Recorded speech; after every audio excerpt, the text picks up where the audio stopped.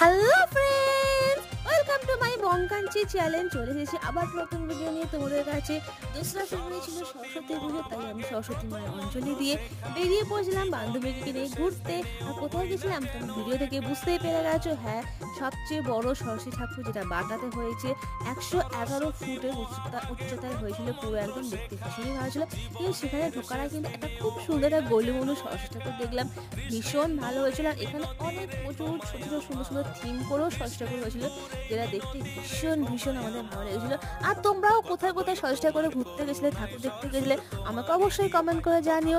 আমার ভিডিওটা কেমন লাগছে অবশ্যই তোমরা জানাবে। আর তোমরা যদি নতুন হয়ে থাকো প্লিজ একটা লাইক সাবস্ক্রাইব করে দিও আমার চ্যানেলটাকে। আর এখানে দেখো ঠাকুরটাকে মানে অনেক কিছু জিনিস দিয়ে তুলে ধরেছিল, যে মায়ের রূপ, তারপরে এখানে বিরাট কোহলিদের সুতোর কাজ দিয়ে অনেক সুন্দর নিখুঁত করে কাজও করে, ছোটোর মধ্যে বেশ সুন্দর ছিল ঠাকুরগুলো এখানে।